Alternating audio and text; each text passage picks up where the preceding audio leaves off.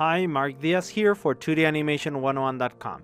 In this lesson, I'm going to show you how to do simple motion graphics using elastic motion.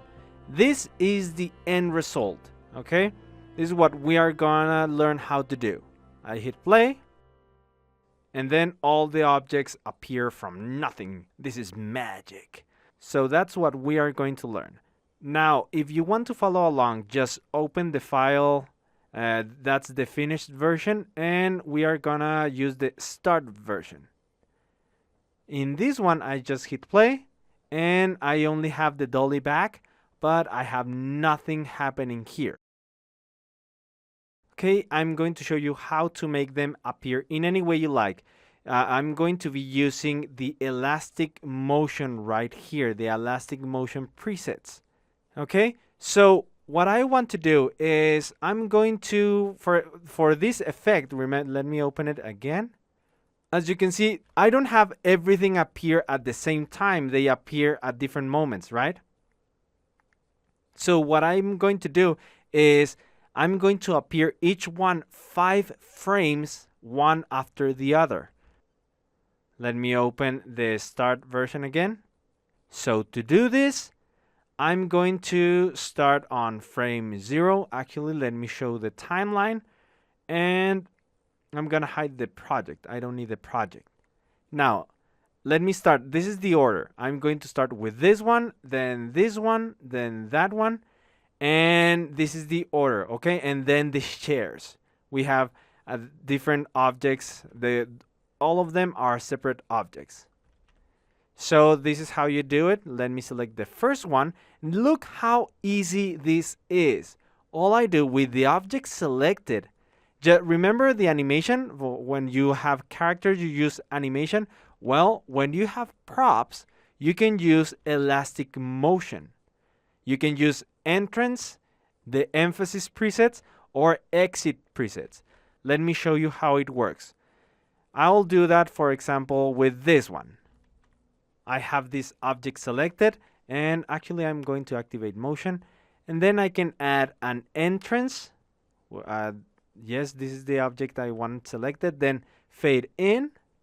Okay, that fades in. Then I can use emphasis, maybe breeze, like this. And then I can use, oops, let me make this a little bit quicker with the speed tool. I make it shorter. And then I can use exit, right? Move, accelerate. So you see, it's very, very easy to do all kinds of things. Super, super easy, you see? Let me undo all of that. And now I'm going to apply those effects to all of these objects. Let me start with this one. And then on frame 1, I'm going to use the entrance, and it's going to be enlarge. Okay, then I go to frame 5. Every single one is going to happen 5 frames after. I'm gonna start with this one, then number 2, then this is gonna be 3, then 4, 5, 6, and then the chairs in the same order, okay? So that's 1, and then I go to frame 5, select this one, and double click on enlarge.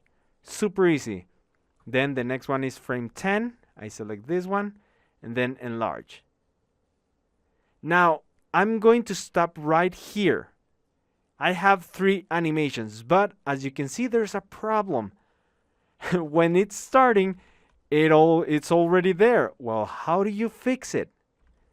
Let me select the first one, select motion, and in here, if I click on the beginning, I can make it invisible. Just click on the visible, and I'm going to add a keyframe right here. By clicking, double click here, I hide it, and then I show it, and that adds a keyframe. Then I select the first one and hide it. I have this keyframe selected, and if I click on the eye, it's going to hide it. Look, it's going to be hidden. Boom. And now it's not there, and then boom, it appears. I'm gonna do the same with this one. I select it, motion, visible, then click on the first frame on the clip, and then visible double click on visible, then go to the first frame and make it invisible. There, you see? Now it's not showing, and it will start showing once the clip is active. Let's see it. Yes. And so I will continue doing that on every single one of them in fast forward. It's a super simple process. All I'm doing is having a little space of 5 frames between all the animations and using this order. Remember, just click on the first frame of the clip, then hide it and show it again to add a keyframe, and then go to the first frame and hide it. And that's it. Okay, there we go. You see, this is very, very easy to do.